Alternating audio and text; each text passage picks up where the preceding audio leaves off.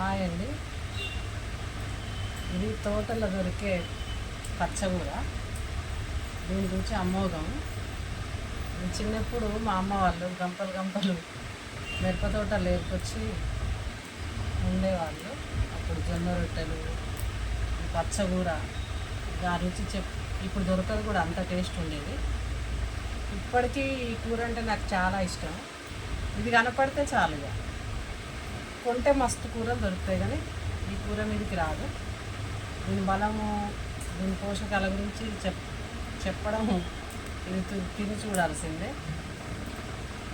దీని రుచి అంత గొప్పగా ఉంటుంది కాబట్టి ఇది వర్షాకాలం రాగానే ఫస్ట్ దుక్కుల్లో దొరుకుతుంది.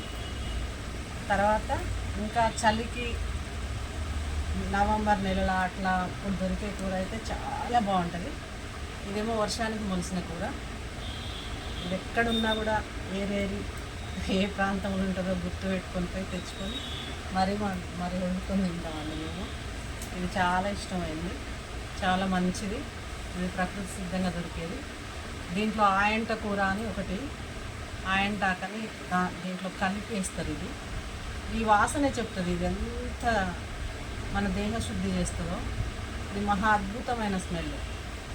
దాంట్లో ఈ కూరలో కలిపేసి వండుతాండి నేను. ఆయంట కూరని గుర్తించండి, ప్రతి కాడ ఉంటుంది. కొంతమందికి, మన పిల్లలకి ఇది అసలు పిచ్చి మొక్క అనే తెలుసు, పెద్దవాళ్ళకి మాత్రం దీని ఆయంట కూర ఔషధ గుణాలు తెలుసు. మనం చెప్పాలి, మనం వండి పెట్టాలి, మనం దీని గురించి నేర్పాలి పిల్లలకి. ఓకే అండి.